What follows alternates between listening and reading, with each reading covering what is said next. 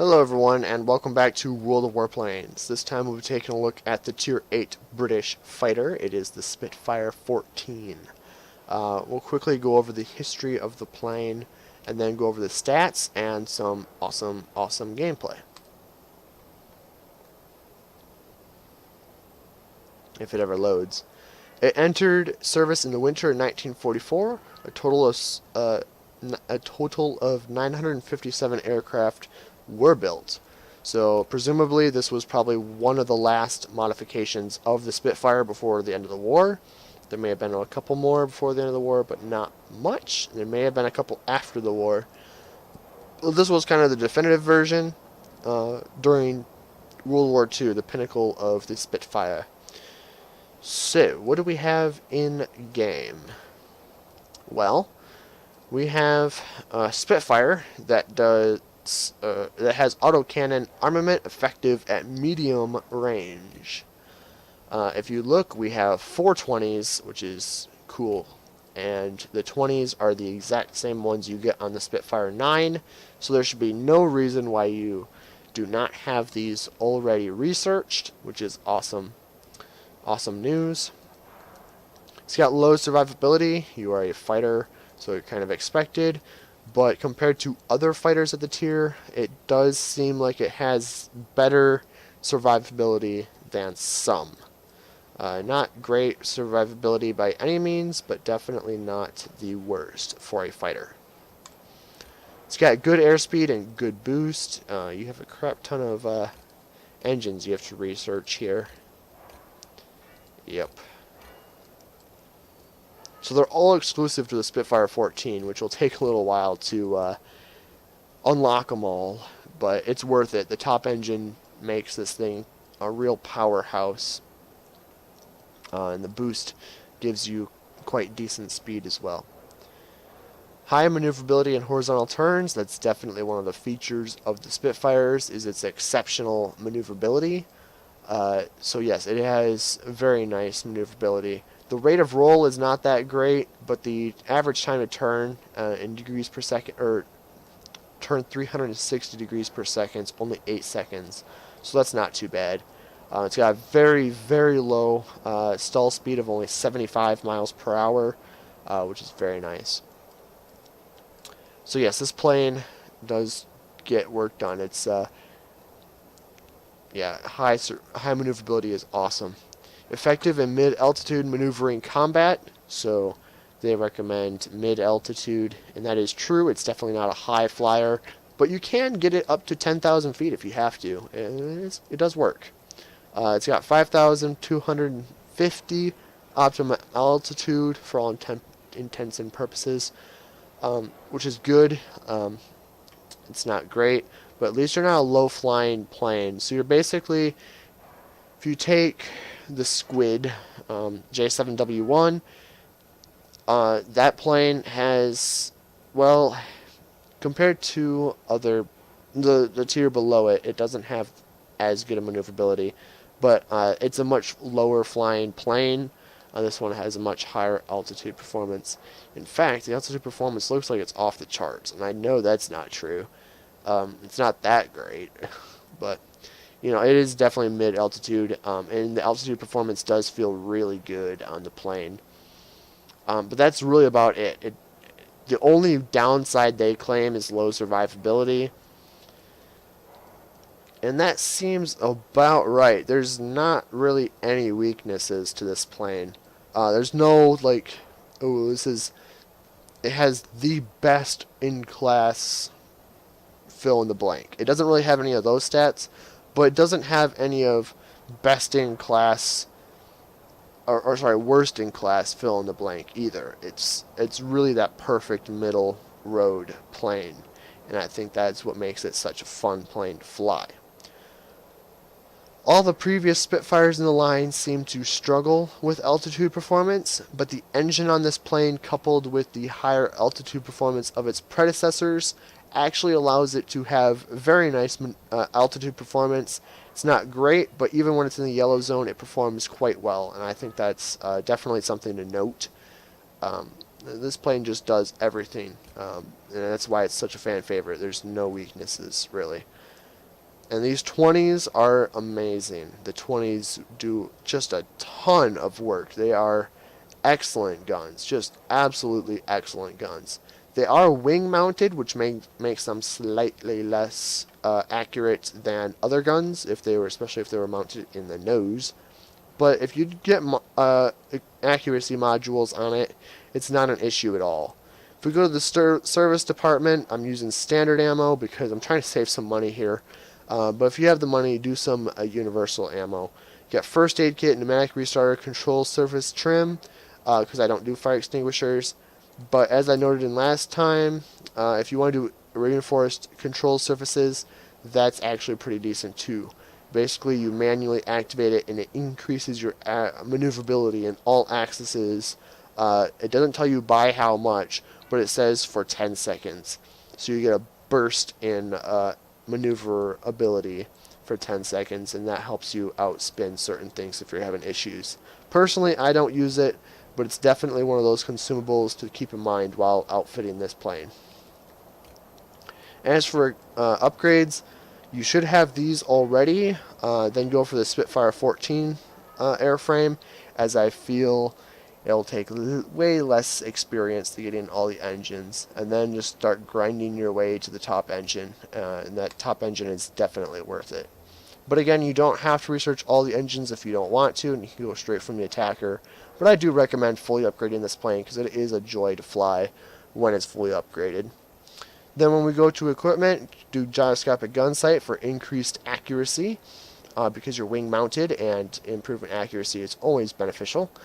Lightweight airframe and control surface adjustment increases your maneuverability in all axes and also in turns, which is great.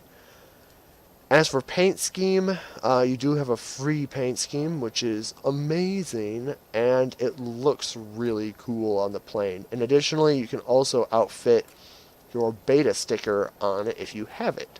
So there's my beta sticker. Thank you very much. I love being able to stick that on there. And the crew, my pilot is actually in this plane for once.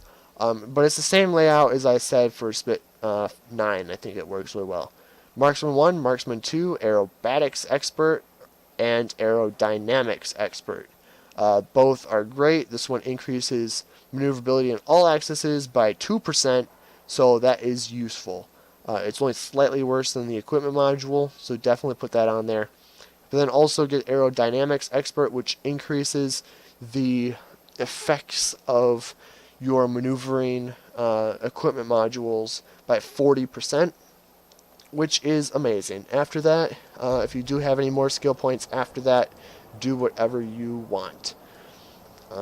Do whatever you think works best for the plane. And with that, that's about it. The firing range is 2,500 feet, so these 20s do work at pretty decent range, and that's why they are so awesome. Even at 2,000 feet, I think that's where you can really start doing damage. You're going to have difficulty hitting planes at 2,500 feet, but it is possible, especially if they're on low health. But because it takes a little while for your guns to cool down, I don't recommend opening fire until you know you have great shots on the enemy planes, or if they're on low health. Try to get closer to your target. 2,000 feet is ideal.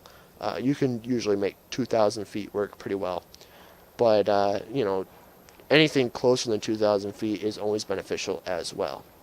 You want to get stuck in that maneuvering combat, but this plane can do anything you want it to.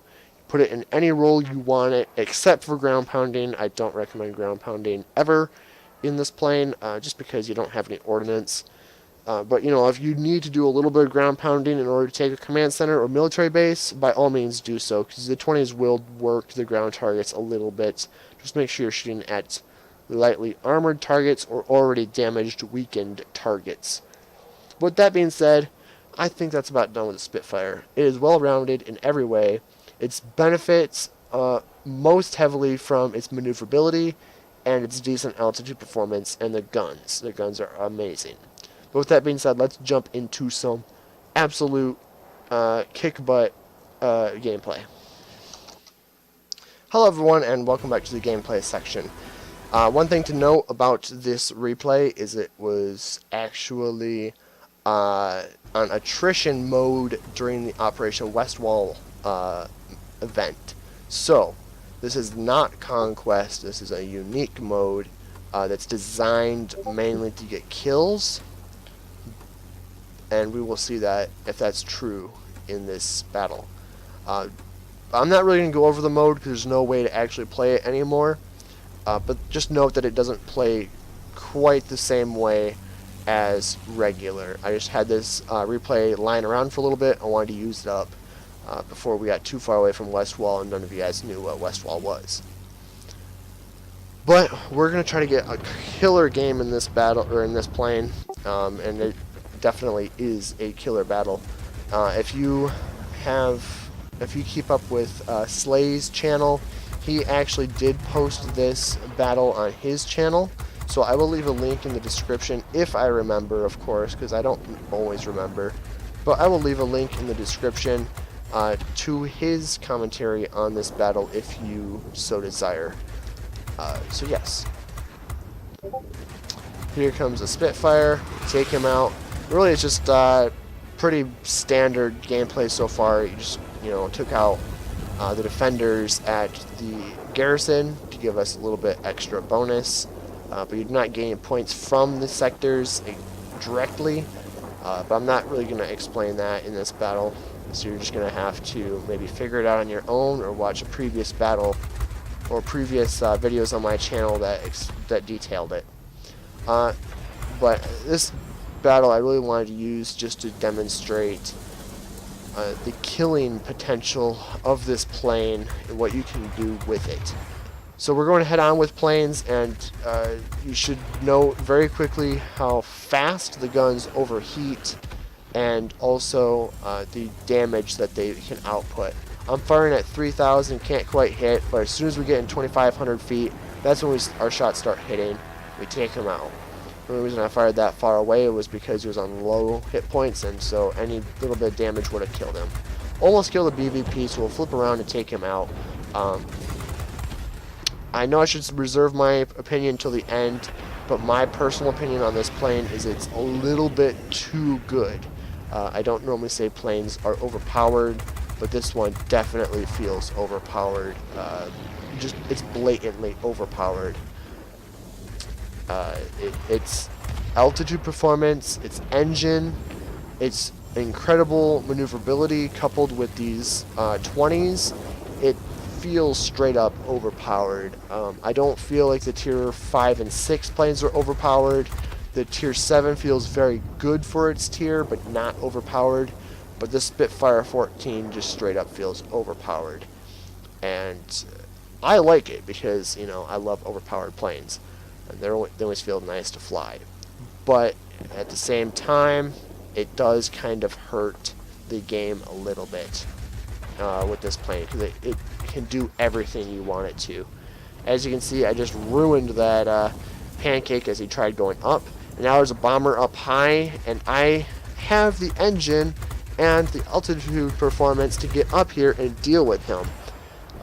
If I was going to change the statistics of this plane, I would probably nerf its altitude. I'd keep it so that it still can go up here this high, but just its flight characteristics in the yellow zone I would probably reduce a little bit, because I don't think it should be able to get up with the high flying stuff and deal with it. I don't think that's right. And that simple change would make it kind of forced to stay a little bit lower altitude, and because of that, it would perform, despite it being really good, it just wouldn't be able to perform the high flying role. So it's still a very good plane overall, but just that one little weakness about it would, I think, make it more balanced. But yes, if you do want a very fun plane, all the Spitfires are good, but this one is the best. This one feels the best tier for tier. I wasn't super impressed with the tier 5 and 6. They're not. Everyone's like, oh, they're so great. And I was like, you know, they're good. They're definitely good planes. They're well-rounded planes, but they're not my favorite. I always felt like the biggest issue with them was the hindrance of the altitude performance, but the Tier 7 kind of fixed that. You could still get it up high if you needed to, but this Spitfire, altitude performance is really good on it. I mean, it's not really, really good, but it does what you need it to do. It can go up high if you have to, and that's just the absolute power of this plane. So now we're shooting down the Sea Fang. Can't quite get him. This guy's a little bit closer, so I'm going to shoot him. They have 3 sectors to R2, so that is an issue. We did just take another sector, which is good. That will help us a lot. We already have Winged Legend, and the battle it's still kind of early on. I mean, it's about half done, not quite half done. Yeah, you know, it's about half done. I'd say about half done. Sea Fang's coming in. Can't quite get on him because my wing is destroyed, so I get shut down. But that's the first time I got shut down in the game. Already have 15,000 personal points. If the battle ended right here, it would be a very good battle for the Spitfire. But the battle, of course, does not end right here, which will allow us to pick up a better score. And you will see that later on. If I did not get killed, probably would have had an even better game. But just being out for 25 seconds will reduce your ability to do well. You know, I was out for just over 25 seconds, and then I also have to spend time getting back into the battle. So if I've effectively been out of the game for at least 45 seconds at this point, and if I did not get killed, I would have had an even better score. So, but I did get killed, so let's continue. Batwing's not looking at me. He dies. Hero of the Sky badge. The battle's still got a ways to go. Sea Fang's way up there. Tried to get him. Those just kind of hopeful shots. Unfortunately, hopeful shots did not pay off that time. But that's okay. We got some more targets. Looks like another BVP is like, hey, I'm going to fly higher than I'm supposed to. And so he's a slow target at this point because it should not be up that high. And that's where this plane feels a bit powerful. If it had similar altitude performance to the BVP 210, the BVP 210 can definitely get up high if you need it to. But once you do start getting up this high, it does feel quite sluggish. And I think if this plane had that similar altitude performance, where it's still better than some, but definitely not the best at its tier, I think that would make it much more balanced. Sea Fang is right there, so we're going to try to shut him down. Yeah, even his altitude performance at this altitude really is not that great, so he's easy to kill as well. Being in the yellow zone for this plane doesn't feel bad at all. Like, you can still, it doesn't feel like your characteristics get hurt too much being in the yellow zone, and that's the power of this plane. I-2 something, I-260, 50, I-250, something like that. We're gonna shut him down, take him down. Goodbye, sir. Another Batwing. I did ram somebody earlier, as you could hear. You definitely could hear it. I thought I was going to ram that guy. Thankfully, he ducked out of the way. Thank you very much, Mr. Bot. I didn't want to ram you anyway. And now I am basically alone in this entire furball. There's one more ally, but this is where I'd like to be. In this plane, you can take on so many targets at once just because of its absolute power. We got an LA-9.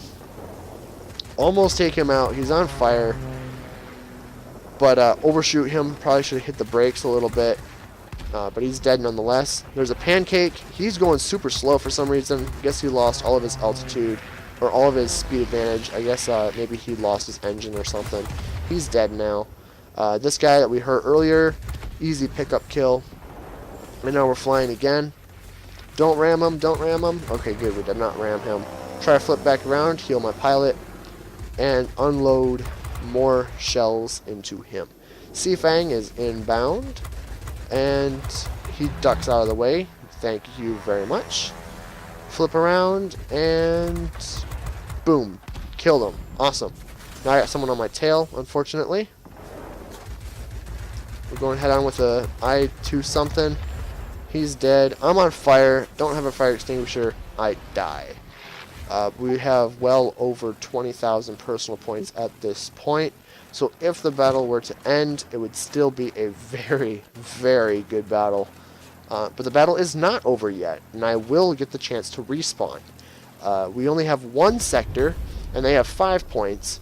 So that means for every kill, we only get 1 point, they get 5 points. So it's still anybody's game at this point.